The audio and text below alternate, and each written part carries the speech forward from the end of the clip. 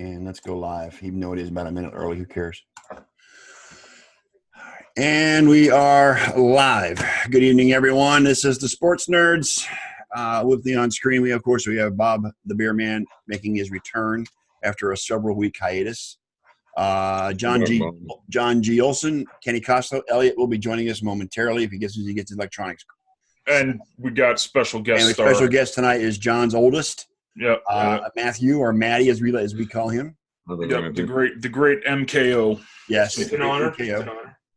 I tried to get him on cam with us to download the app. He's like, I'm not downloading anything for you guys. Like, oh God. You make that seem a lot more hostile. I was gonna say somehow I don't think he was that hostile, John. But okay, we'll go with it if you want. Yeah. So guys, sad day. Big time. Wow. Very sad. Jen in the house. Katie's in the house. We got four on in Facebook. Army's here as well as from last week. Share this out. Anyway, top story of the day, which outshines everything else going on, of course, is the death of Kobe Bryant and his 13-year-old Gigi in a helicopter crash in Southern California today. This story broke about 1:30, 2 o'clock in the afternoon, our time, Eastern time. The biggest thing that I took away from the start of this thing is it a hoax? Is this bullshit? Is this crap? Is this just is this fake news, as we like to say these days? Well, because TMZ was the first to report it. TMZ was the first reporter, and they are getting blasted by the Los Angeles County Police Department because they tweeted out before they even notified the family. Wow. Before Kobe's family even found out really about it. Typical TMZ though.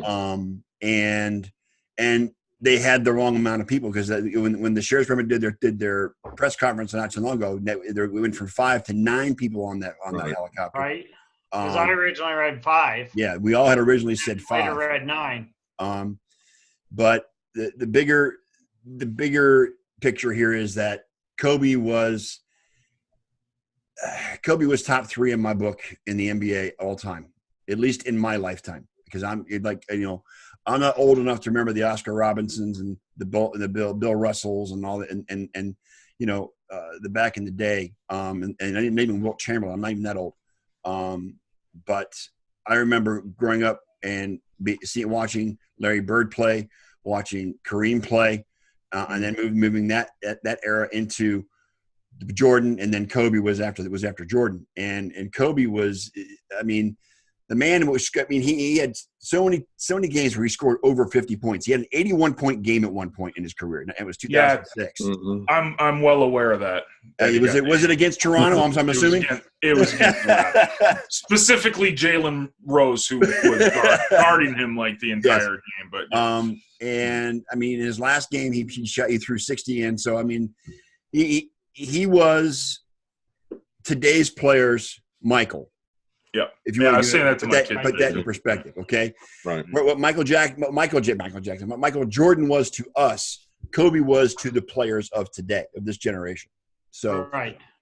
That's the impact he had on the game. And John, you and I have had back and forth all the time how much I do not like the NBA.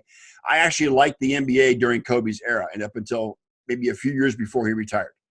But Kobe was not part of that era where I fell out of love. I fell out of love probably within the last 5 to 10 years. I know that's part of Kobe's era, but still, he played for 20 years, for God's sake. So, no. And it just kills me, and it just makes me even sadder that his 13-year-old girl was in that helicopter. Yes. He was grooming her. She loved the game as much as he did. There's a video of them just a few weeks ago where he's sitting there teaching her what's going on the floor, showing her things and grooming her and teaching her the game. Dude, didn't she look like her dad though? She did. Yeah. That cut eye she gave, like that was just so Kobe, man. Like, yeah. And he was on Jimmy Kimmel a while back, and they came up to somebody and one of his friends, and he said, dude, you gotta have a boy to carry on the legacy. And his daughter standing there going, hey, no worries, I got this. And that's how she took it. She wanted to play WNBA. She wanted to grow up, be a star like her dad.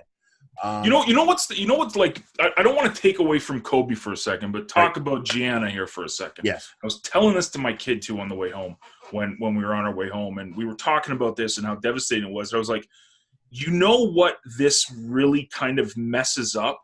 Imagine the crossover potential Kobe Bryant's daughter would have had to the WNBA. yes, That would have been must-watch television. yes. And I'm not trying to disrespect the WNBA at all. Those girls can ball out. Like, they're amazing ball players. But Gianna coming into the WNBA, it's the shot in the arm it would need. Yeah. Dude, it's like you'll never know now. You know, that kills me. Definitely. Man. So it sucks. It would have been the shot of adrenaline WNBA needs at this point. I mean, granted, she'd probably still, she was still 7-8 years away from doing that, but still, I mean, I've watched NBA highlights. These girls can play really well. The problem is nobody's watching them. Exactly. And that would get a lot of people, because I told my son this, I'd watch it in a heartbeat. That would have been must-watch TV. She would have been hyped like Zion Williamson was hyped in the NBA. Yes. Correct. And she had the talent, and she had that Mamba mentality. You could see Kobe was grooming it in her. And that's why they were in the crash. He was taking her to a game. Yeah, they were going to a game. One of her teammates and one of her teammates was on the helicopter along with her parents. So I mean,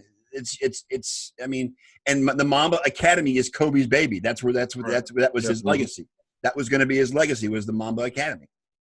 And it's sad all around. The tributes on Twitter and Facebook are just you can't put a number out because there's so many of them. It's infinity. If I could go back a few years, I really haven't felt like this about a sports tragedy since go back about 20 years since the day that we learned about Payne Stewart's plane crash. Mine's Dale Earnhardt. That too, Dale Earnhardt, but Dale Earnhardt will be 20 years next year, but yeah. Right. Payne Stewart, I remember that very well because, I mean, the fact that they were unconscious in midair and you knew what was going to happen. Yeah. And it was just, I haven't felt like that since, Payne Stewart and Dale Earnhardt until today. And it's just, there are no words. I mean, I'm a journalist and I'm fresh out of words. I don't know what to say anymore. I'm just, like I told Katie earlier, I'm totally gobsmacked. Yeah. There's no other way to put it. It's a real, me and my kid, the past 2 hours, we've been talking about this, and it's like, I said this to you guys before we got on air, like a celebrity dies, a musician dies. It's not like I'm like, oh, who cares? But I'm just like, yeah, that sucks. It's sad. And I don't know Kobe. I've never met Kobe. I've only seen him play live once. I mean, I don't have – other than the fact that before I was a Raptors fan, I was a Lakers guy. Like Magic was my dude growing up. I loved watching the Lakers. So I always had this spot in my heart for the Lakers. But, like, I don't know this guy, but something about this just eats at you. It's just something's not right. Like, it just and I get it, it's life, and you got to be thankful for today, man. Like, tomorrow's not promised, but there's something about this that's just it hurts, man. Because real of the iconic status and the age. Yeah. Mm-hmm. Yeah, I mean, if he was 70 or 80, and he got cancer, God forbid, or something, it's like, right. He's a year younger than me, for God's sakes. Yeah. Right. Kobe, like, I grew up to Jordan, but Kobe was the dude when I was like 97, 96. That's when he was drafted, I think. 96, right? 96, yeah. That's prime time for me, man. I mean, like, I think you're bang on, Bob. I think it's the fact that, like you said, Scott, he's top 3. Like, in a lot of people's books, he's one of the greatest, if not the greatest player ever. Yeah. I agree. You can put him in that same category. But still, that it still hits just because of it still hits even me because of how great of a ball player he actually was and the iconic status that he had. Wasn't he supposed to go to Duke? He was supposed to go somewhere. He was supposed to go. I think. Well, Krzyzewski coached him twice in the Olympics. Right. But he's one of the last, other than LeBron, but the high school guys started fading out after those guys. Right. Yeah. I don't know, man. Katie posts, she says, Sir Anthony Hopkins commented on his condolences about Kobe on Facebook. For some reason, that demonstrated the reach the loss has had on people. When Sir Anthony Hopkins, you don't connect him with basketball or sports. I mean, it's just that's how big Kobe was, and he was larger than life. Mm-hmm. He was inspirational to not just basketball, football. He had impact on soccer, football, hockey. I've seen players from all the major sports sending tributes about Kobe today. Tiger even said something about Kobe today after his round. He didn't find out until after his round that he passed away. Yeah. And what was sad was because he had to go. He went on camera less than 5 minutes after that to talk about Kobe because he just found out.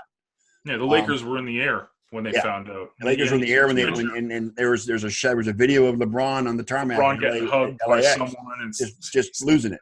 Yeah, and. For a moment, I thought someone has told Tiger, because when he lined up for a putt shortly after this came over the air, he had the most blank look on his face, like he knew, and it looked like he was almost trying to keep from crying. No, LaCava told him after the round on the way to the scorer's tent. LaCava told him, and there were shouts of "Do it for Mamba" on the golf course at Tiger today. Tiger had no idea what they were talking about. So, but yeah, LaCava told him right after the round that Kobe was killed.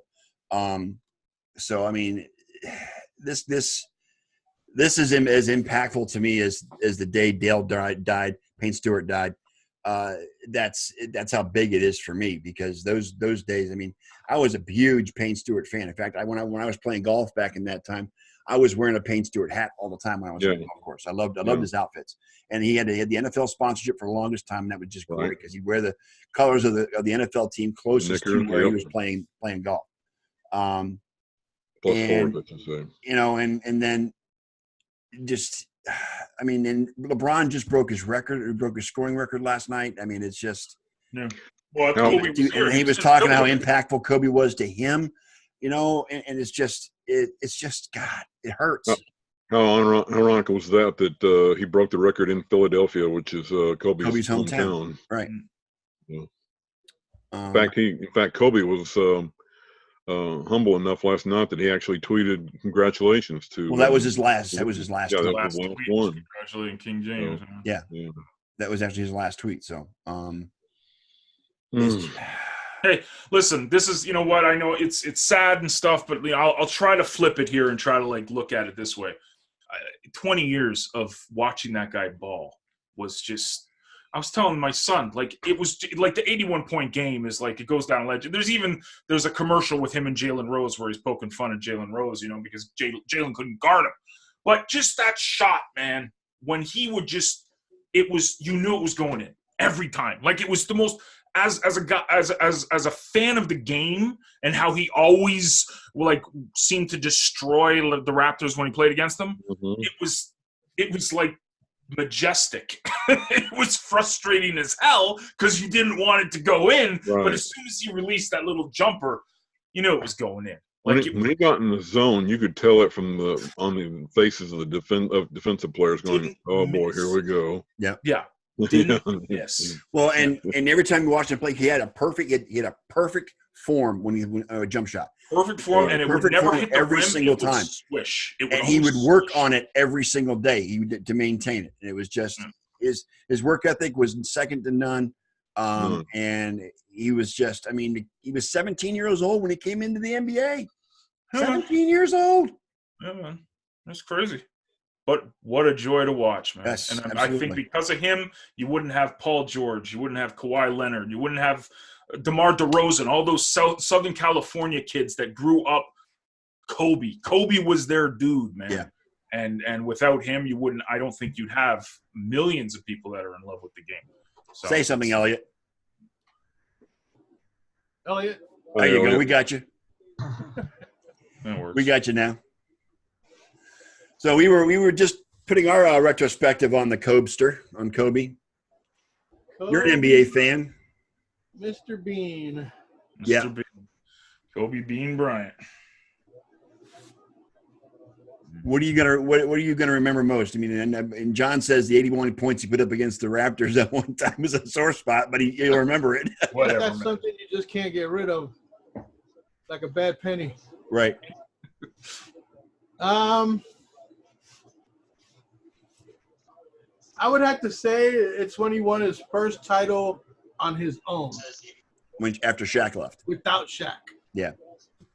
Because while Shaq was there, all they did was say he couldn't do it without Shaq. And I was happy to see for him to do it without Shaq, even though he ran Shaq out of town. Right. He wanted it to be his team. Yeah. Hey, Josh. He wasn't about to go nowhere else, so.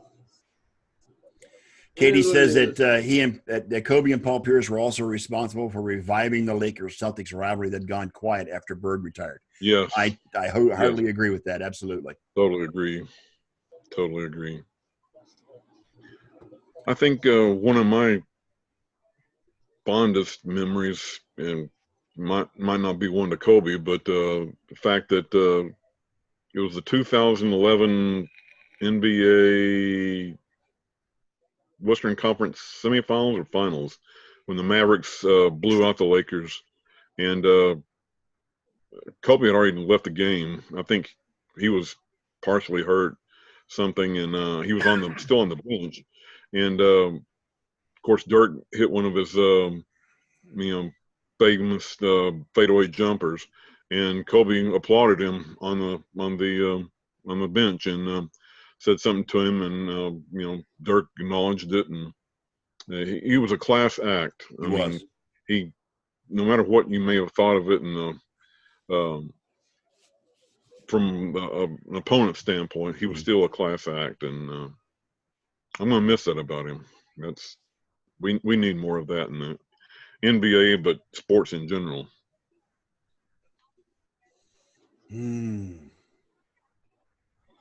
Well, it's tragic.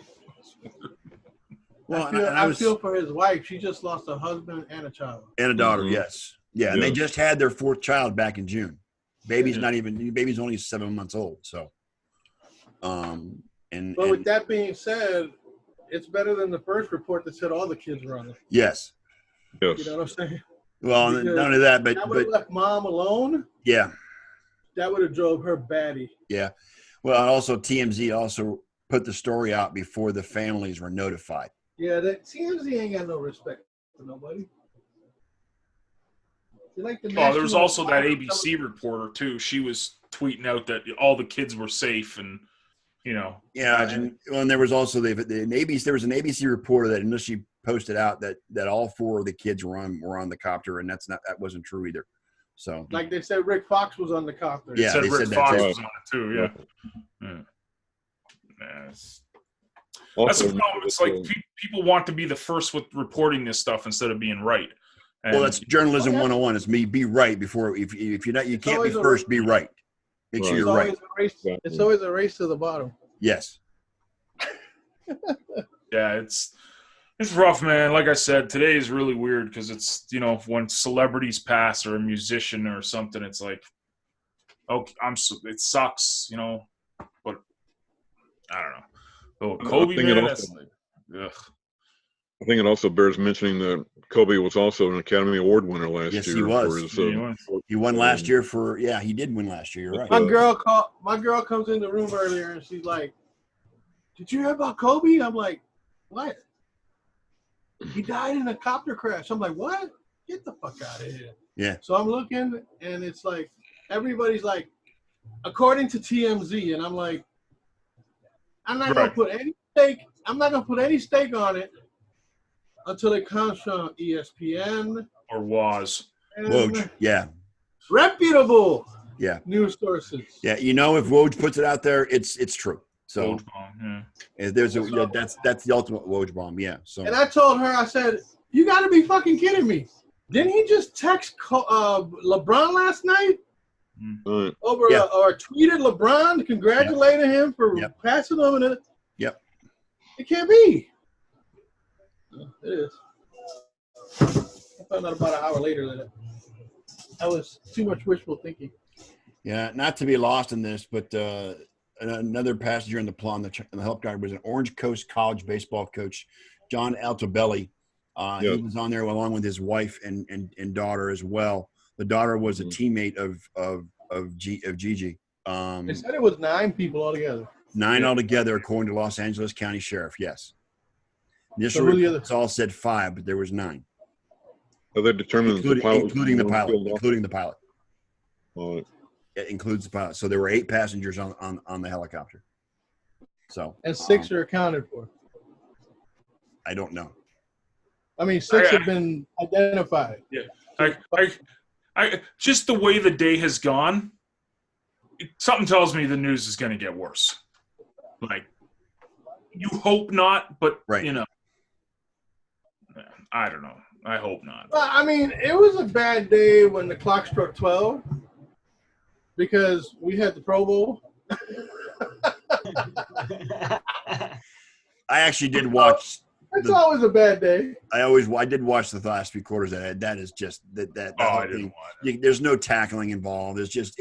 I've never watched touch in my life. Yeah, it's pretty much 2-hand touch. I had more exciting games in my schoolyard when we were playing. You know, run to the pole and turn left. And they tested out that new potential alternative to the onside kick. And the AFC or NFC used it at the end of the game. Excuse me. Where they get the ball on their own 25, and it's 4th and 15. If they get the first down, they get to keep the ball. If not, they turn it over to the other team. It's stupid. Stupid. No wonder. Did you see the crowd? Yeah, there wasn't one. There wasn't one. They were trying to give tickets away, man. Yeah, I know. The Pro Bowl he goes back to pass and throws it long and going, dude, you only need 15 yards. Right, what are you doing? Yeah.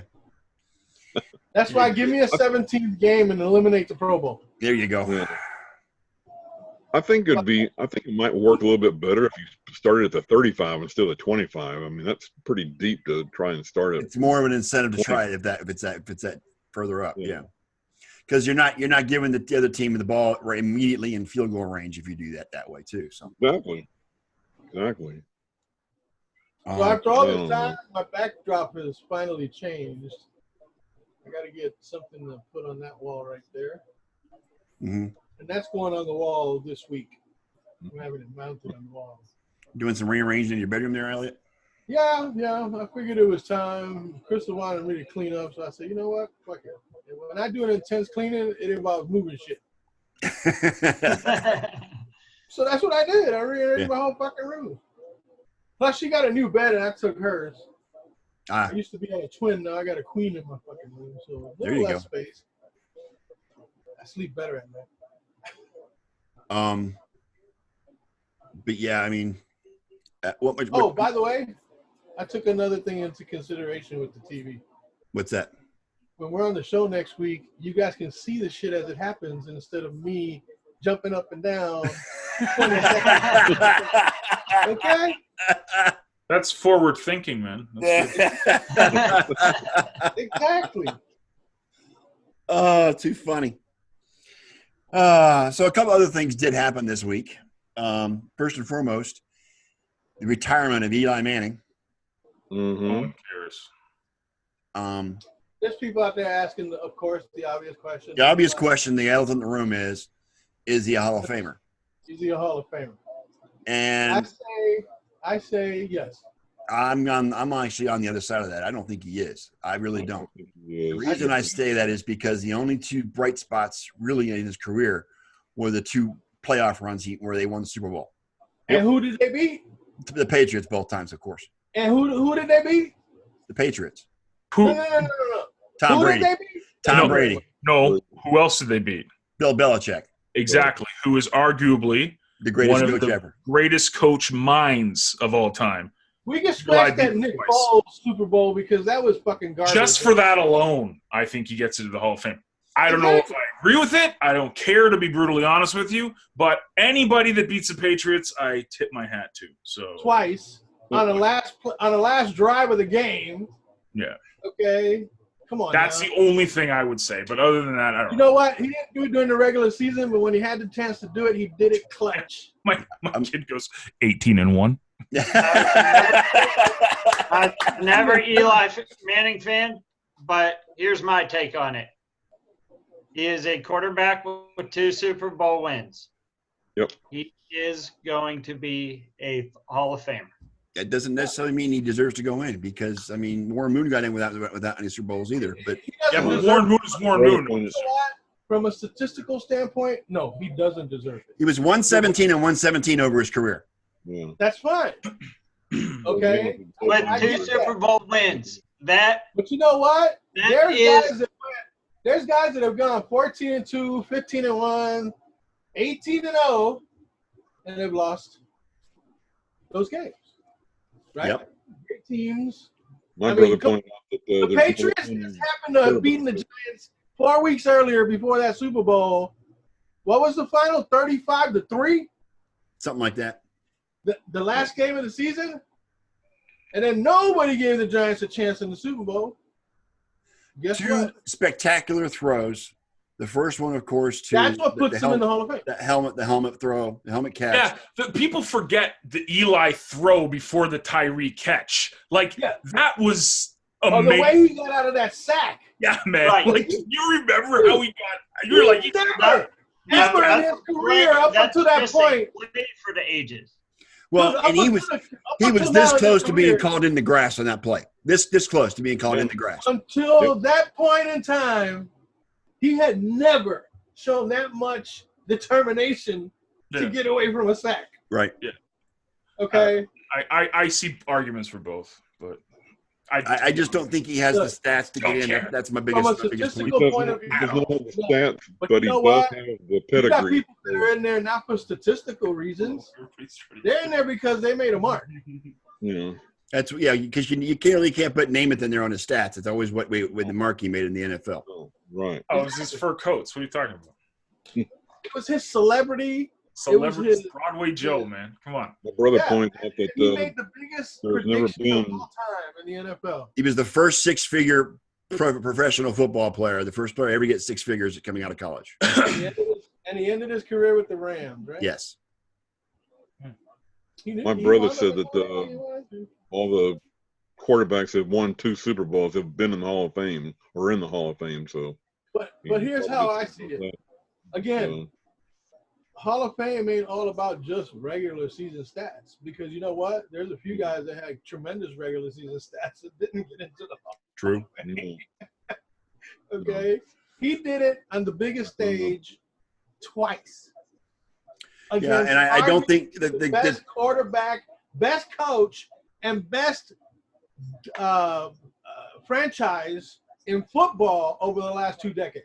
Yes, and if he gets in, I don't think he gets in first ballot. I think he goes in second or third. I don't think he gets in first ballot. Yeah, probably. He's not a first ballot Hall of Famer in my eyes. I don't think second or third, maybe. Yeah. No. So his name carries a lot of gravitas too. Exactly. It's the name recognition. Yeah. Don't forget, he's Peyton's little brother. Right. Right. That carries a little extra weight in the world of football. It really, really does. And that's the other thing. That's why I say he is a Hall of Famer. No one here is Giants fans. Yeah, he's a Hall of Famer because you know what? He's the only one. I heard that. Besides Nick Foles that accomplished beating Tom Brady in the fucking Super Bowl. Yeah. Okay? Well. Right. That is enough. Plenty. Okay, let me ask you this. Let's toss this out. I am probably the biggest person, the biggest skeptic on him to begin with. Yeah. And I still say that. He threw more interceptions than touchdowns sometimes. Yeah. I get it. But in the end, isn't it about accomplishments? Again, it's what you did on the field. It's all about what you did on the field. Yeah, but you know what? I bet you Dan Marino would trade Hall of Fame for a Super Bowl ring absolutely today. he would. Yeah. I was going to bring that point up too. Yeah. But I figured any dig at the Finns is anybody who has played their entire career digging at the superstar and never won. Pretty much. That's just the way it goes. And what makes it even worse is the only time he did make it Super Bowl was his rookie season, wasn't it? It was rookie season or second year in the NFL, and he never saw it again. So I mean, right? Yeah. Never sniffed it again. Yep. Exactly. And yet, arguably, one of the best quarterbacks in history. Yes. Oh yeah, absolutely. Yes. But he didn't win a Super Bowl because San Francisco 49ers made John doesn't like him because he played for the Dolphins. Montana was just a little bit better in those days. Thank God for Joe Montana. All right, let's toss this out right quick. All right. Did you get a TV gig? God, I hope not. I couldn't stand to hear his freaking voice. No, man, I haven't. No. He's got no personality, Kenny. He's got no personality whatsoever. Imagine, like him and Jay Cutler. Compared to Peyton, like, can you imagine that? Him and Jay Cutler smoking cigarettes together? Yeah, no, Eli, don't take because he's God, no. I think Eli should be in the Hall of. I think Eli should be in the Hall of Fame of facial expressions. Yeah, that will do. Of internet memes, yes. Of internet memes, yes, absolutely. But no, more successful in life than I am. So for that one. Yeah, but no, don't put him on TV. No, don't put him on TV. Peyton's got more personality than Eli does, for God's sake. I mean, it's just There's Cooper. Yeah, so Cooper's actually funny. Cooper's actually funny. He's going to be a color commentator in the SEC. What? The next Tim Tebow. Eli. Hey, Tim Tebow got married this past week. Yes, too. he did. And don't forget, universe. Don't forget, Eli won his Super Bowls in the toughest media on the planet. Okay, being covered by New York media, media on the planet. Okay, and he's still in the most significant moments, and there were only two. Yeah. That's all he needed. That just uplifted Time him. to shine. The New York Football Giants. Didn't Eli host Saturday Night Live once or twice? Yes, he did. I thought so. But then again, you know what? Mark Sanchez was 2 wins away from playing back-to-back Super Bowls.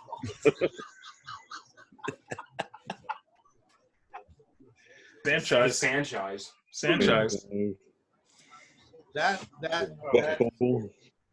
This is trying to make me feel a little bit better after today, but it's starting to get loopy again, man. My first exposure to football was the Tebow. Do you agree that the NBA should have played games today? No, I don't think they should have played today. There's a lot of emotions on those courts today, and that was pretty rough to see, man. Yeah, it was. I mean, it was pretty rough. Tyson Chandler was like bawling his eyes out, and it's good question, Elliot, because this is the thing. Do you first of all, Kobe would say play, right? Yes, exactly. I mean, Kobe would say buckle up. What would Kobe do? What would Kobe do? Right? But it's like the fans pay all this money to go. The NBA was in a no-win situation, dude. If they canceled all the games, why? The game has to go on. Kobe would have. If they didn't cancel it and they did what they did, you have people saying that they should have canceled it. It's like there was no win situation. Situations like this are unprecedented. Like, look, I defer back to what would Kobe have done? What would Kobe do? Kobe would have played. Kobe would have played. So. I mean, you got guys that I think one of the biggest uplifting moments was a guy that played when his father died, Brett Favre. Brett Favre. Mm-hmm. His father died, and he probably played the best game of his life. Right? Monday night. Monday night game. He was unstoppable. I mean, he put up some stats that night. Whoever owned him in fantasy was happy and sad at the same time.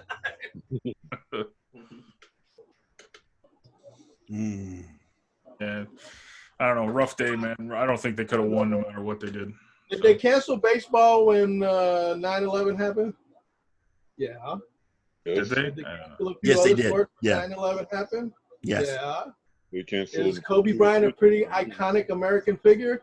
Yeah, but 9/11 is I'd say a little bit different than. Just a little bit. Yeah, that's Yeah, Kobe, Gigi. I'm sure I could find other analogies, but that's the best one I can. I know. I hear you. But I personally think there was no win. It didn't matter what they did. They would. Yeah, Army asks if Trent Dilfer won 2 Super Bowls, should he go in the Hall of Fame?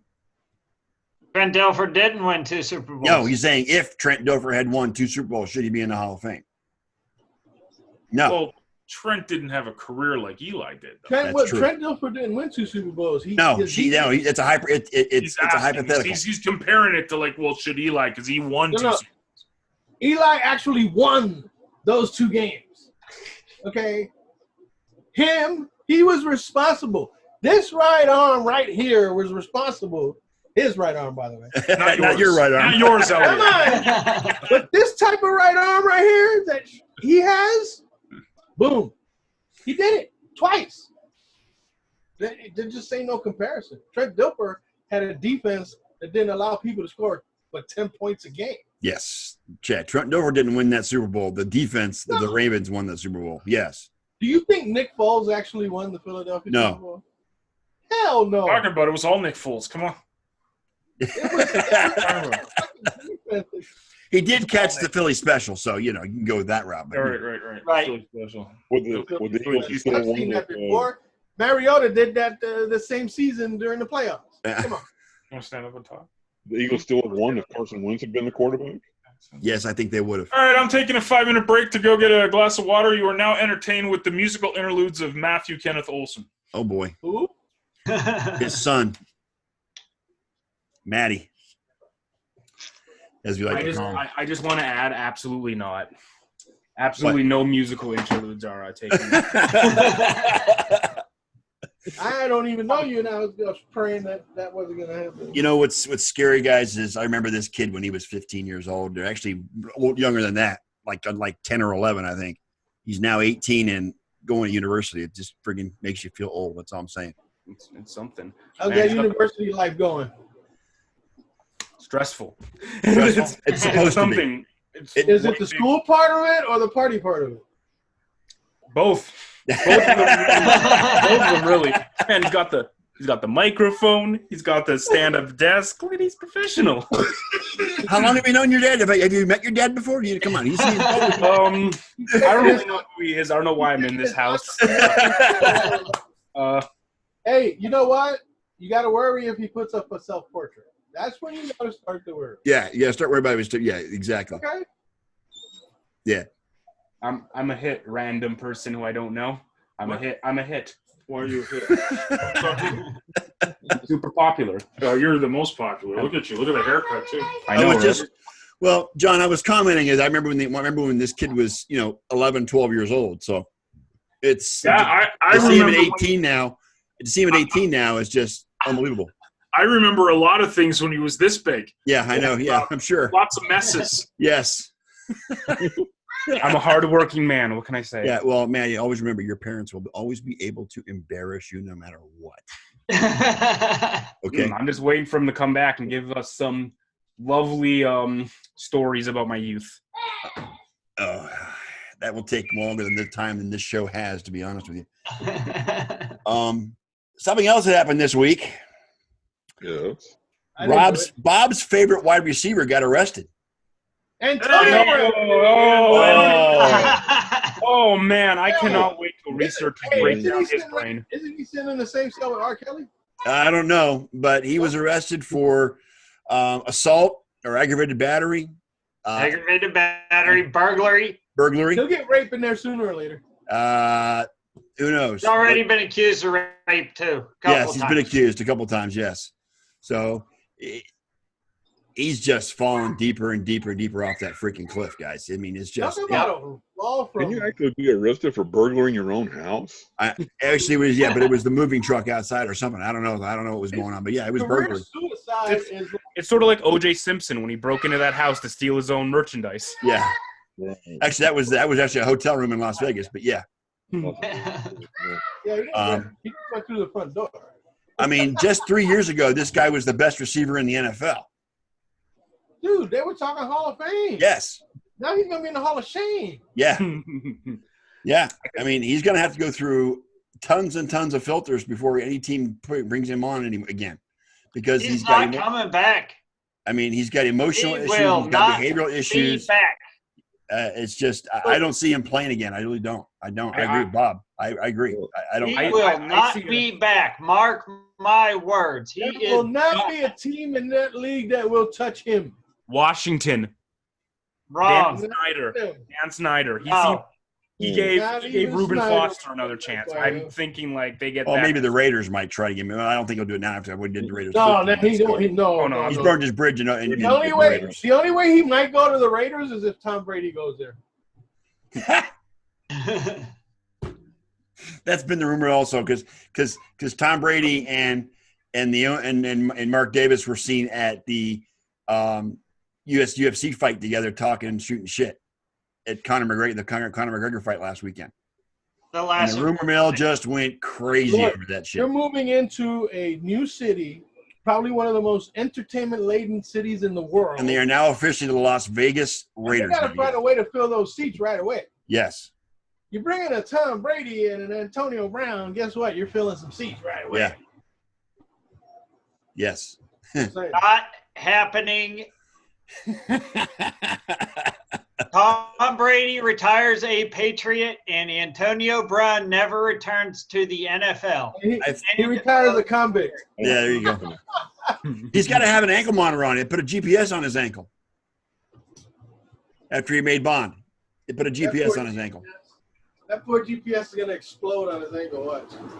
I cannot wait for in 10 years when they actually break down this dude's brain and the sheer amount of CTE that's probably like just gone into his head, because I don't know how he could fall off the rails that quickly in 3 years. He's always had an ego problem, but he's probably got a CTE. Mm-hmm. He won the with the stars, for Christ's sake. Oh. I think he probably does have a fair amount of CTE. Right. Well, if either any of you guys watched that Aaron Hernandez special on Netflix, have you guys watched it yet? Mm-mm. That's some heavy duty shit, dude. I'm not kidding you. That is some heavy duty. Oh, I'm pretty sure. The man's fall from the ivory tower was just swift, and it makes you wonder, because he did get hit a lot in high school, college, and the pros. He got hit in the head a lot, and he suffered from CTE. He was discovered after his death that he did. Didn't he get that one hit from that Cincinnati guy in the playoffs? Yes. I don't know which. Yeah, that's what Katie's referencing, the perfect hit. Wasn't it perfect? It's the perfect. Yeah. Vontae Burfict. You really pounded it. Yeah. Right across the middle and just took his head right off. Yeah, Katie, that's a pretty good. I mean, I'm only through I think 2 or 3 episodes of it, but it's starting to get down to the nitty gritty of what caused him to just lose it, to lose control of all sense of caring and humanity, and just led him to being just wanting to kill people. I mean, he killed 2 guys because they spilled the drink on him. Are we talking about Ray Rice? No, we're talking about Aaron Hernandez. Ray Rice slapped his woman. And I mean, these 2 guys were just in the bar, and they were, they accidentally spilled a drink on him. And when they left the bar, Aaron saw these guys driving away. He said, there they are. And they got in the car and they chased after him. They pulled up to them right next to the car, and he unloaded a full mag in the car and killed 2 guys because he spilled a drink on them. And that's not very nice. No, and the guy that he was arrested for, the guy that he killed up in Connecticut, the crime scene was so sloppy, it's like he didn't care if he get caught or not. He thought he can get away with it because of who he was. So I mean, it's you don't want to feel sad for the guy because of what he went through in the NFL, but that will explain a lot of where his mental aspect is coming from. Wrong before he got to the NFL. Yeah, I mean he was bad before he got to the NFL. Yeah. Yeah, the phone conversations because they taped all his phone conversations from the jail, and a lot of those conversations, his voice was slurred, and it's obvious he wasn't all there. It was just and it's Who the we damage talking to the about now CTE. again? Huh? Who we talking about again? Aaron Hernandez. Yeah, right. Now he killed himself because he was afraid people were going to find out he was gay, right? Well, he was. Yes. Yes. I think I don't know if that's the reason why he killed himself. I mean, I think he killed. That's where he became unspun. Yeah. Wasn't he bisexual? Well, he has a daughter. He had a daughter. Yeah. Yeah. But you know what? Sometimes you have to put, if you're going to put off the appearance that you're not gay, you have to be with a woman at some point. Yeah. Out in public. He was one of Tebow's famous favorite receivers at Florida. So. But he had CTE, dude. That dude was like, he was gone. Yeah, he was gone. Very positive news only today, huh, boys? Yes. So let's go from Kobe. Now let's go to Aaron Hernandez's downfall. Positive thinking today, man. Jeez. We're going backwards. Why don't we talk about Mike Tyson? Yeah, who's next? Mike Tyson? Chomp. Oh, God.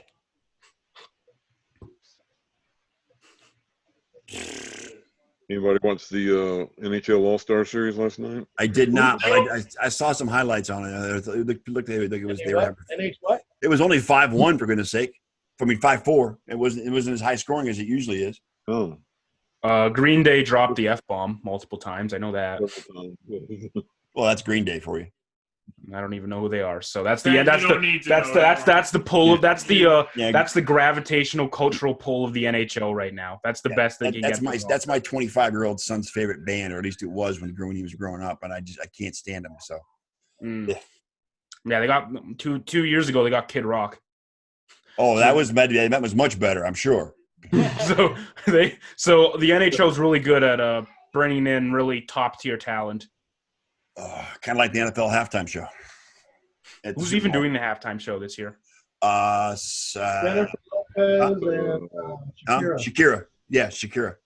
Shakira and Jennifer Lopez. There's gonna be hits all over. There's gonna be hits all over the stage. Not lying one bit. I know, right? Good grief. Has any of those two released a song that's charted in the top 50 in the last 5 years? I have no idea. J-Lo's going to be there too. They already banked on their music career. They can do whatever they want. Yeah, they're going to. Oh, it's the same. I mean, when Prince did it, he'd already banked his career too. So, but Prince did it just because. And I tell you what, people call his show the best of the halftime shows. Was. Oh it was in the rain, and it was. His was the best. Yes, Prince's was the best. I mean, Michael Jackson did a good show too, but Prince's was the best. Prince's was the best. Yeah. Yeah, J-Lo's going to be there too this year, so who cares? J-Lo and Shakira. Yeah. I know. Us here in Canada, we don't get all the quirky stuff that comes with the Super Bowl, like the commercials and all of that stuff. So I don't know what I'm missing out on. You're not missing out on anything. You're not missing out on anything, trust me. You're not missing much of anything. Commercials anymore are terrible. Yeah, they're just horrible. The Budweiser one. One or two good ones, but most of them were just like lame. Yeah, the last great one was. There's going to be a couple good ones. Baby. No, Monkey Baby was terrible, John. I hated it. Oh my God. Awesome. Commercial ever, dude. I mean, that song got stuck in my head for weeks after the Super Bowl. I hated it. Monkey Baby. Now that's stuck in my head again. That's nice. Yeah. Monkey Baby. I wanted to poke my eyes out at seeing that. Look, you won't see this. Every time they put that thing on. Hey, John, there's no denying that you're your kid. I'm telling you right now. You can't deny it. He looks just like you. All he needs now is the beard and mustache. I just need the beard. He's got this like growth coming out. It's not. It's pretty sad. It's pretty sad. At least his voice dropped. Yeah, he's got your voice. He does have your voice. Yes. More spicy food. I thought you were doing some ventriloquism for a minute. Yeah, I don't look anything like my mom at all. It's just like it's just you. That's just what I look like. Looks more like your little brother. Yeah, have you? You want me to? Let me go get the other one, and I'll show you how much this kid looks like me. Oh boy. You enjoying being a big brother, Matt? To many kids, to many creatures now, it's great. Yeah. Hi, Isaiah. Man, that's just chaos out there. More fun than being the only one, right? Here. You must see strong genes, buddy. Yeah. Yeah. Those are strong genes. See the red hair, buddy? Yeah. Yeah. Yeah. Hi, Isaiah. You got kids everywhere. Strong genes. Very strong. Huh? I like to screw with people when I just meet them, and I'm just like, oh yeah, my mom's Indian and stuff, and they're like what? It's a great like party trick, or it's a great like conversation starter, and then they're like, what the hell? No, you're not. I just took all of your genes, all of them, except for the eyes, maybe. I don't know. Strong genes. Very powerful. Evidently. See now the show got less depressing. Yeah. Thank you, Katie. Yes. He sounds like John. Yes, he does. He does sound like John. He's a little bit smarter than me, though. He's the one who did good. He's gone to university and college and all that stuff. I'm still trying to figure out my life at 42, so it doesn't get any easier. I know it doesn't. Trust me. I mean, you've seen him struggle over the years. You know. Mm-hmm, He never saw me. No. He was too young when I was trying to figure out what I was doing. He was only like 1 or 2. Okay. His whole life was me taking him on trips to San Jose. Oh no, I remember the early days in that apartment in Saskatoon. I remember that. That was pretty ghetto. That was pretty ghetto. Getting the little microwave dinners. And just like, here you go. The Walmart special table and chairs, the $49.97. I remember once when I was 5, I had one of these microwave dinners, and I think it was a spaghetti, and I wanted to, and the inner chef in me was like, how could I make this better? So I took my apple juice, and I just poured it all inside the spaghetti. Oh. And then I came to a very sudden realization that apple juice spaghetti is not a appetizing thing at all. Oh. No. And Dad was definitely not very happy about my very blatant waste of food. It was fun. I don't remember these things. I was probably drunk. Well, yeah, you did do a lot of drinking back then, didn't you? You want to sit down? I'm going to sit down for a bit, but I'll be back. This is fun. All right. So we're a week away from the big game. I got a question. Yeah, you know what? I'm glad you brought that up. All right. Because there's not much going on, but there wasn't a lot of talk this week. Not a lot of talk at all this week about there's gonna be less talk with the Kobe Bryant thing. Yeah. I think it's gonna affect the media coverage a little bit. Because the media day tomorrow or Tuesday, whatever day it's going to be all about Kobe, I'm sure. And their reaction to Kobe. Mm-hmm. So here's the question. This is a Super Bowl question. Super Bowl week question. Does Patrick Mahomes sound more like Mike Tyson or Michael Jackson? Huh? When he talks. I've never heard Patrick Mahomes talk in an interview before. I haven't really. No. Sounds like a little Well, fucking Mahomes girl has a deep voice, and he doesn't sound like Michael Jackson at You all. call that a deep voice? Yes. You call this a deep voice? Really? That's not Mahomes. Mahomes is a lot deeper than that. Listen to him again. Yeah. Listen to him again. No. He sounds nothing like Michael Jackson. I tell and you what, lisp. he might be a blend.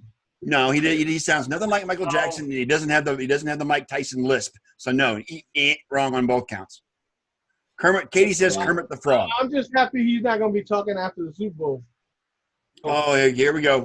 He's poppy. He says he's got a froggish voice. It's the first thing that came up on YouTube. Let's listen. Patrick Mahomes to the media today. Okay.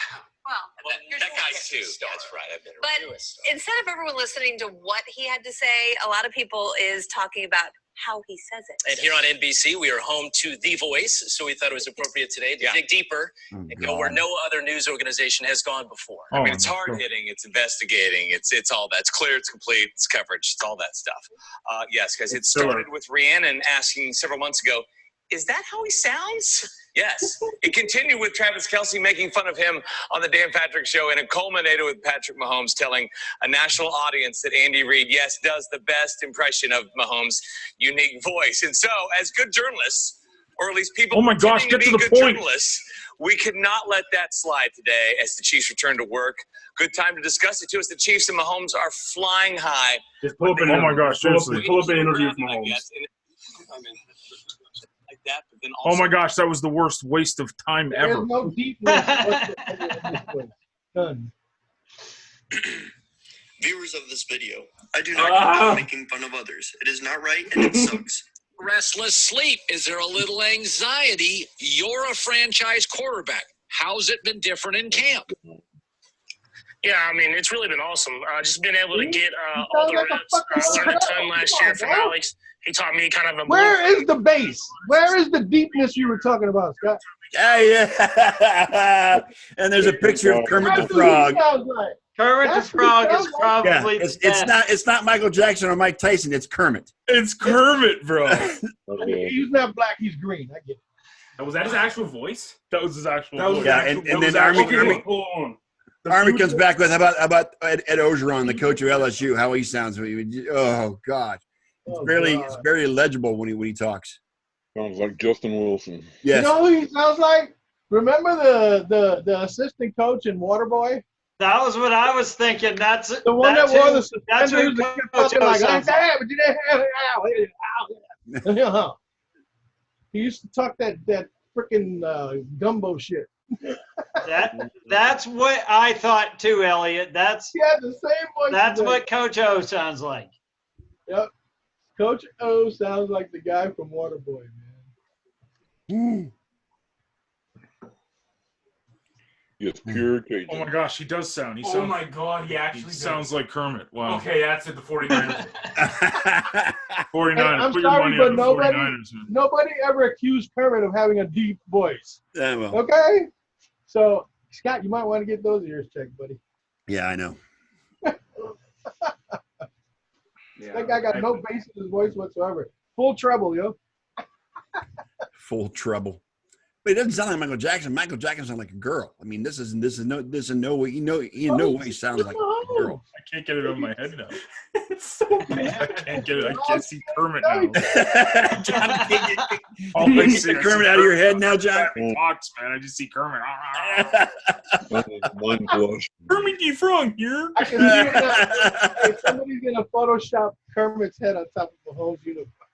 So that's the guy who has to try to escape Buckner and Bosa on Sunday. That's the guy that's going to lead the Chiefs to glory. What are we doing for Super Bowl? We're going to go to a place and watch curling? Well, it is Canada. Only in It was Canada. the AFC Championship, and we went to a Wild Wings or something like that, and they had nothing but curling on all of the TVs. You had to ask them, hey, guys, you think you could put on the football game? What, CFL's? No, not CFL. Dumb swat. Yo, SWAT is a word. Yo, actually. is the CFL still around? Exactly. No, actually, is it? It is.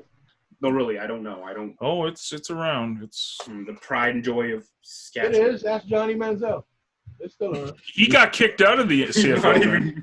He can't even play in the CFL, man. He got cut. Wasn't he trying to get into the XFL too? I think so. What was the first round pick you spent on him there, Cleveland Browns fans? Yeah.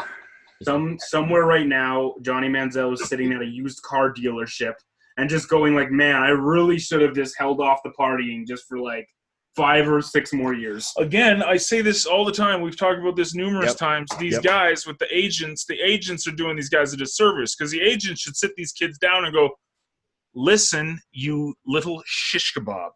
Just stay sober for the next 10 years of your life, and then when you hit 35, you can smoke as much as you want because you'll have all the money in the world. Isn't Manziel doing direct insurance commercials now? So he's doing somebody's insurance. Yes, he is. Yeah. Along with and Elliot, to show you how relevant it is, so is Tanya Harding. Let's see where Johnny Manziel. Yeah, Okay. Yeah, he and Tanya Harding are both, has-beens, and they're both doing commercials for an insurance company because they can't. Who did she beat up again? What was her name? It was Nancy Kerrigan. Nancy Kerrigan. Why, world? Why? Right, that one. Where she's like, Yeah.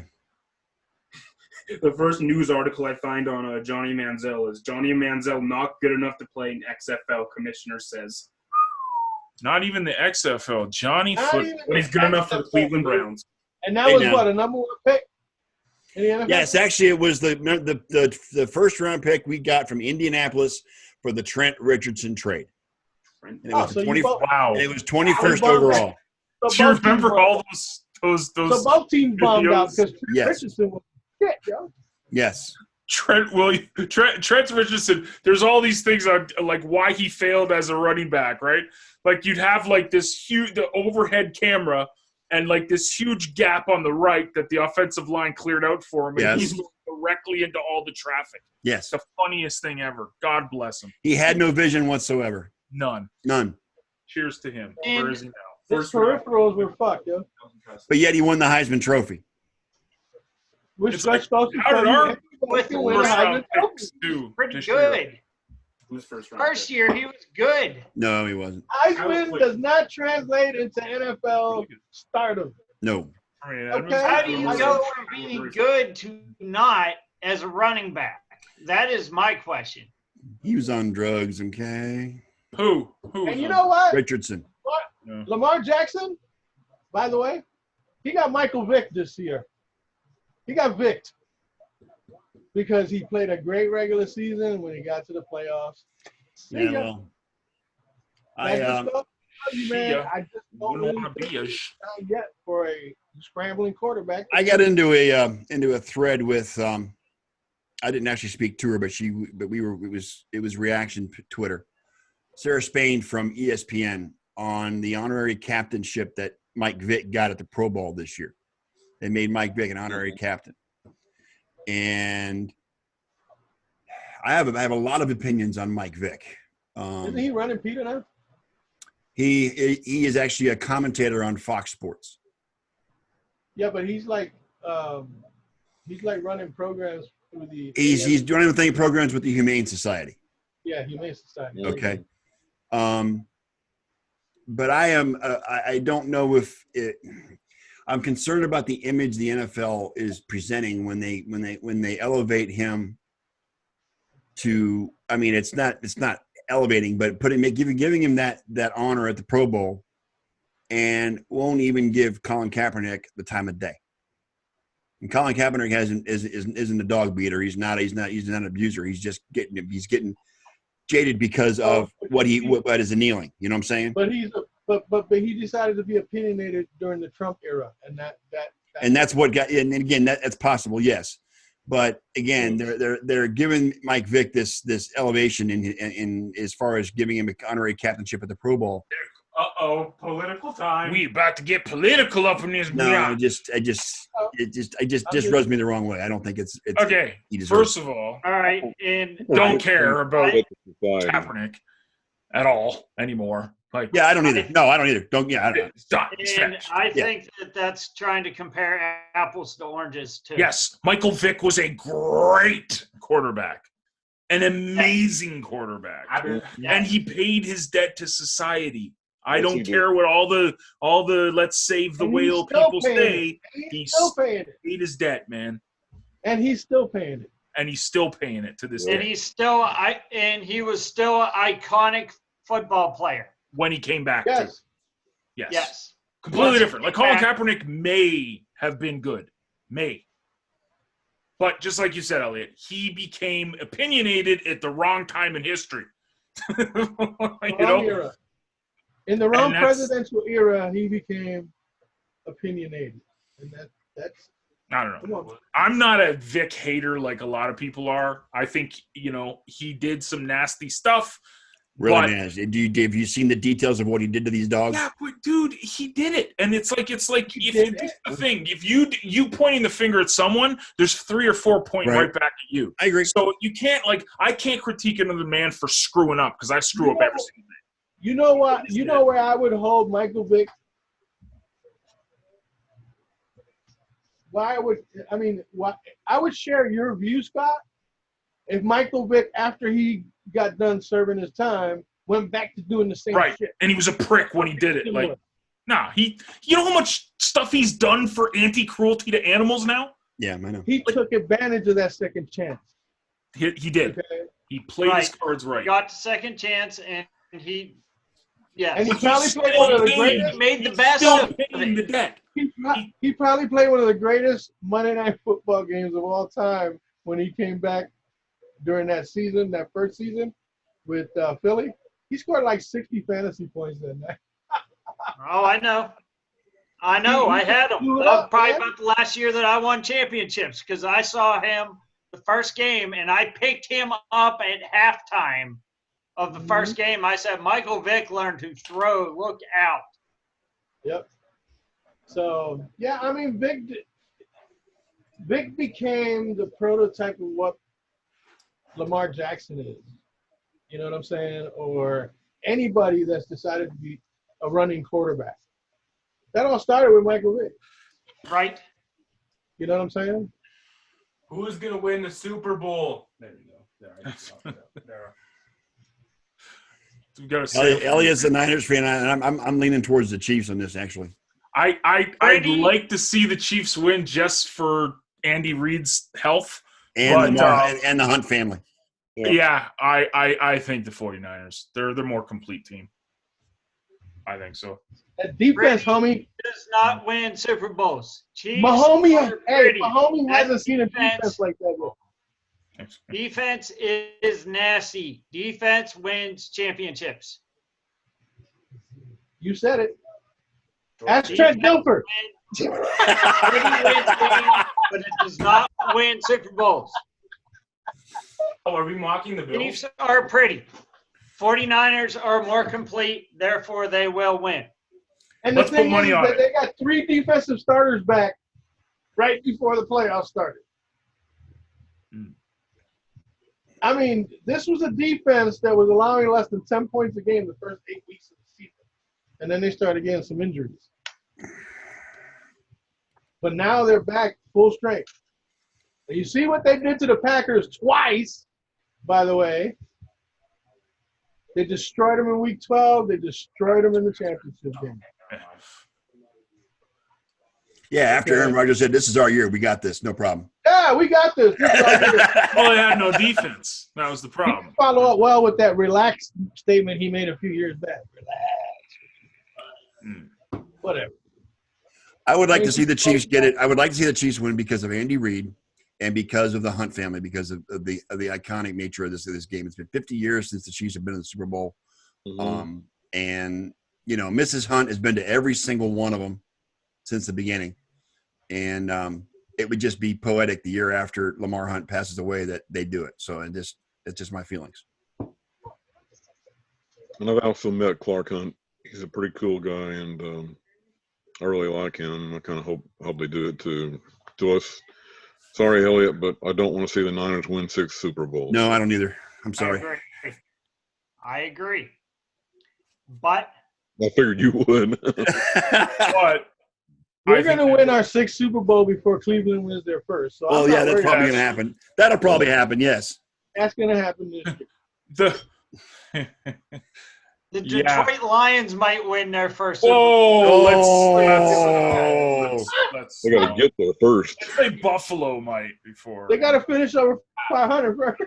Haha. I am laughing. You just can't hear me. I'm sorry. The Detroit Lions are a much sadder debt franchise than the Browns are. I'm sorry. They are. How do you figure? It's close. It's close, but yeah.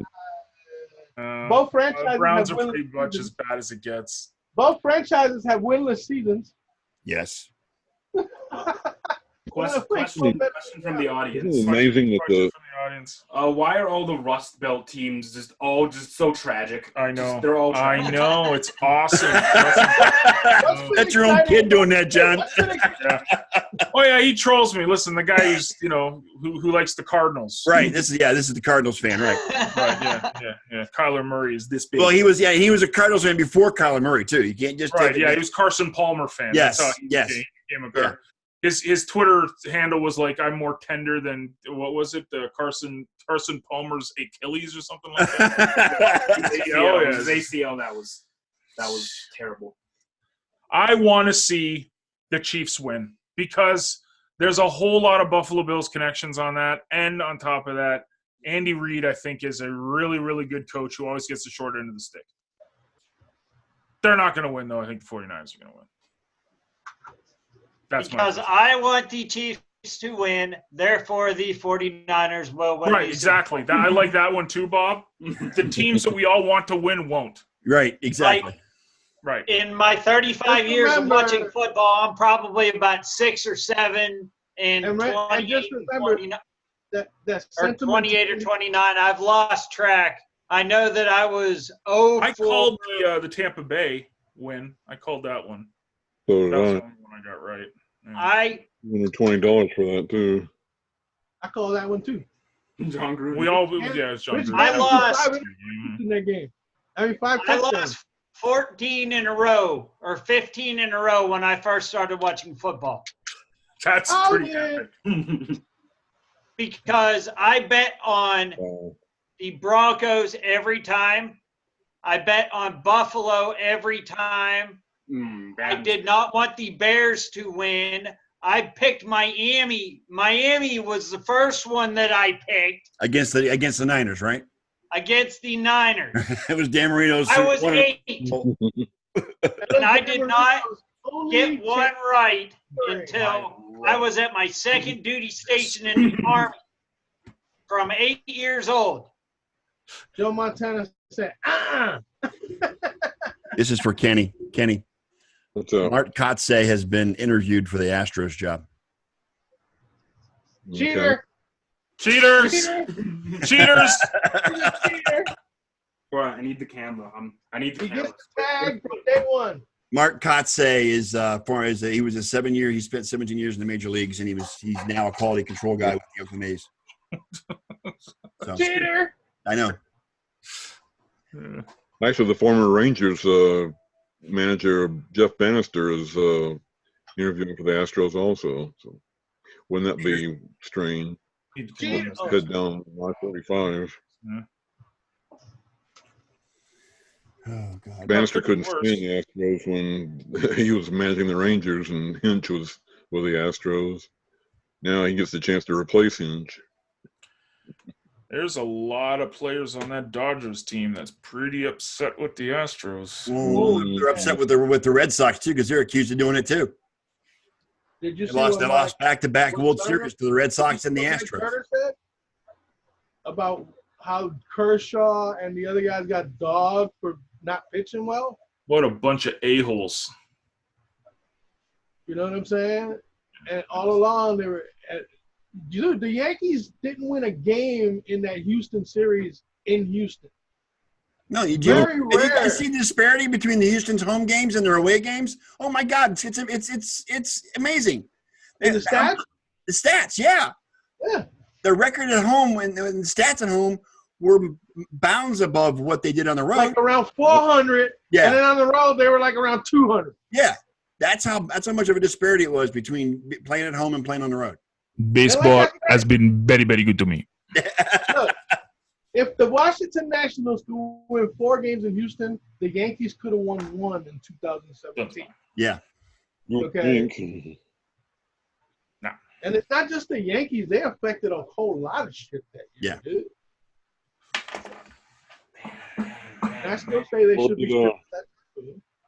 What did everyone think about Derek Jeter missing the 100% one vote? Yeah, that was a Red Sox fan. Screw that. What about Larry Walker? I know Larry Walker, the first Canadian to make it into Cooperstown, man. First position Canadian. Yes. Okay. Fergie Jenkins is the first. Who voted? Who voted against Jeter? That's what I want. That's pretty bad. If one person, like it was one person. It was probably some grumpy Red Sox writer. It's probably some Red Sox fan didn't want to see Jeter. Red Sox writer, like I can tell you. Oh, wicked pisser. We're not getting him in now. He can go to the Carver at Bafa.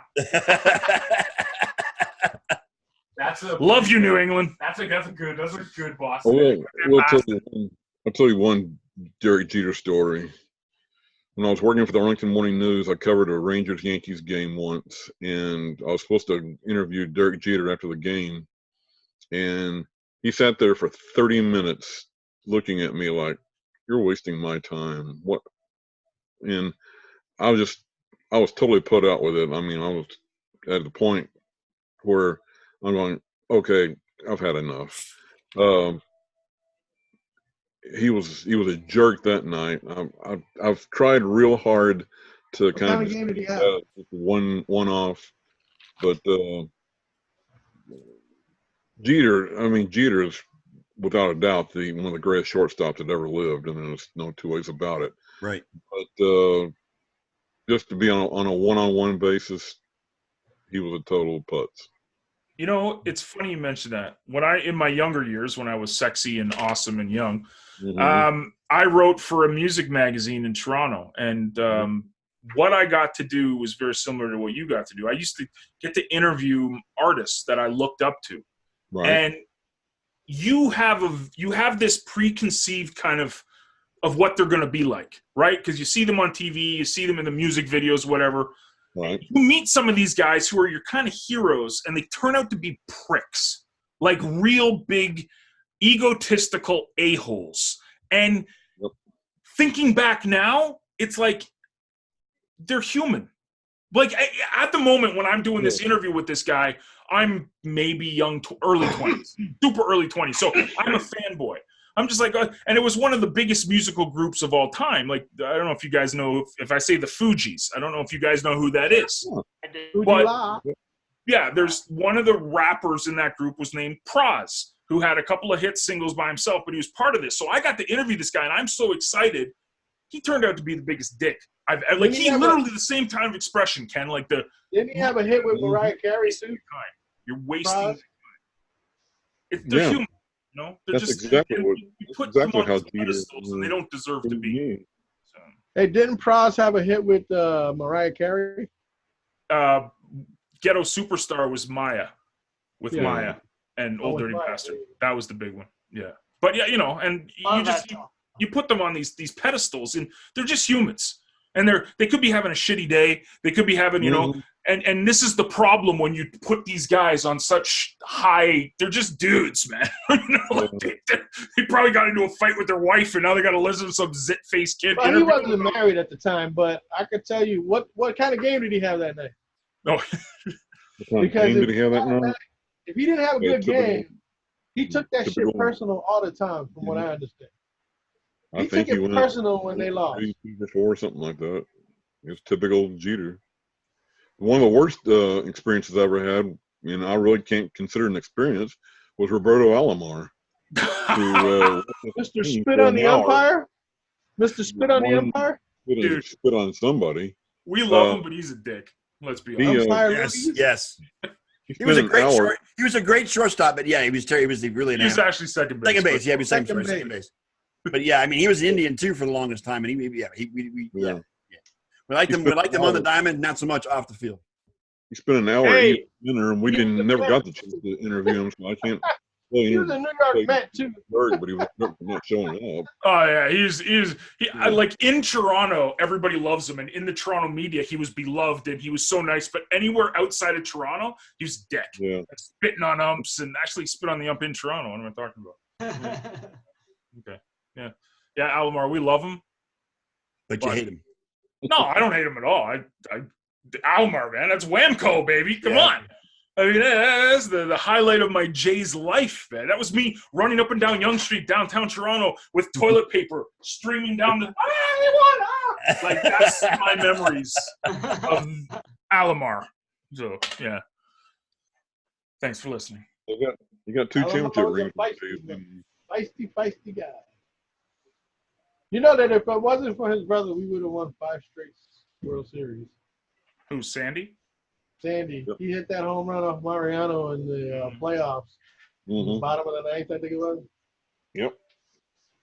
That's what killed him. He is an icon in Cleveland. He's one of my favorite. He's one of the favorites to ever play for Cleveland, and he loves it. He's still a bench coach for Cleveland. He's the first base coach for the Indians. Whatever happened to Albert Bell? I don't know. No idea. That just came to mind when you said Sandy Alomar. I was just thinking of that era in Cleveland Indians. We didn't like Albert Bell either, except on the field. Off the field, he was a dick. He was a dick off the field. He was. Whatever happened to Dave Justice? People like that. I don't know. Dave Justice was huge. Yeah, he dated Tony Braxton, and after that, it was downhill from there, right, or something. I don't know. He was married to somebody. Halle Berry, wasn't it? Halle Berry, not Tony Halle Braxton. Halle Berry. Berry. Sorry, He was married to Halle Berry for a while. Right, Halle Berry, not Tony Braxton. Halle Berry. Halle Berry. And then he decided to play Dave like Justice ended up on Moneyball A's. He decided to play Ike to Hartina. Yes, he did. You kind of disappointed that Larry Walker was going to be going in as a Rocky instead of an Expo, John? Well, he played more of seasons with the Rockies, you know. I mean, his limelight was with the one thing I remember about Larry Walker was during the All-Star game when Randy Johnson was pitching to him, and he turned his friggin' hat around, his batting helmet around, and flipped over on the other side of the base because the first pitch almost hit him right in the friggin' head. Dude, Larry was awesome, man. Yeah. I mean, how do you think John Kruk felt when Johnson threw over his head? Dude, Randy Johnson could kill people with that fastball. He killed a bird. He killed a bird. It destroyed And he it. almost Didn't kill the bird. It put the bird out of existence. In midair. I have seen the bird exploded, it's just feathers. Like it was just feathers everywhere. It ceased to exist. It didn't die. Die means that there was something left over. It was out of the plane of existence when it got hit with that. You just saw feathers. That bird exploded. The bird exploded, bro. It exploded, imploded, it did all kinds of floating. Yes. Yeah. Here, you know what? Getting back to Larry Walker, because Armando's here, and I know he's from Montreal, so he's got the Expos near and dear. This was the thing with Gary Carter, right? Because didn't he go in both as a Met and an Expo? I think so. I think he did. I think he did too, and I think that's what a lot of people will say. Well, you know, the Roy Halladay thing in Toronto, he goes in as a J and a Philly, even though he played all of his like a couple of years in Philly and the rest was in Toronto. This is what's weird. It's like, you know why he has town with one helmet, one logo when they're. You know why he had to go when he was in Philly? Because he pitched a no-hitter in the World Series. He pitched a no-hitter in the World Series, right? No, it was a playoff game. That's why he could go in the Philly. NLDS Division Series. It was Division Series? Yeah. But in the playoffs, it was the second no-hitter of all time. Yes. Second postseason no-hitter of all time, yeah. Right. One of them is a Met. Right. It was, yeah. I don't know, man. When I think of Gary Carter, I think of Expos. I don't think of Mets. Yeah, same with me, man. I mean, and I was a Jays guy at that time, you know, but Expos were the number 2 team for me. Gary Carter. It's also, like nobody thought Expos was Rusty Staub. That's another thing is Rusty Staub also. Staub. I remember when Staub came up with the Astros. I remember him. And then he went to the Expos, and he had actually better seasons with the Expos than either the Mets or the Astros. So Staub would definitely be, I think, an Expo to go in. But I don't think he'll ever get in. He was a good player. You crazy kids! I'm gonna take off because I got to hang out with my kid, and I got him. He's got to go babysit his brothers for 20 minutes. So all right, about that time anyway. Guys. Yep. Sorry, I don't mean to be a party pooper. Not at all. That's okay. And just a quick shout out, to those that you love, remember to tell them that you love them every day and hug Matthew, I love you. Okay, you're welcome. Hey guys, I love you. All right, I love you, Elliot. I love you guys. I love you guys who are in the audience. I love you all. You know why I say it? You just don't know group hug. Yeah, you never know, man. Tomorrow's not guaranteed. Yeah. Dude, I hope, I pray that last moment when Vanessa said goodbye to her daughter and her husband, that they said, love you, see you later, you know? Yes. So that's what we could God pray. obviously had some big plans for them. Yeah, they did. Yep. God had much bigger plans for them. There you go. All right, fellas. Have a great week. Next time we see each other, it'll be Super Bowl Sunday, and we'll sit here and watch the game during the show. Let's go Bills! And I'll have a TV on the wall, and you guys won't have to listen to me celebrate before. Because you have the game on the wall behind you. The game behind you so you can watch it live. Yes. Right. Perfect. But you guys have a great week. We are the Sports Nerds, and we are out for the week on behalf of Bob the Beer Man, John Olson, Ken Coslow, Elliot Lamba, and myself, the Sports Nerds. And Matthew. Thank you for watching. And little Matt. He's not so little little Matt. anymore. Yeah, little Matt. Not so little anymore, but yeah. For Matthew, yeah. Have a great week, and we'll see you next Sunday. We are guys.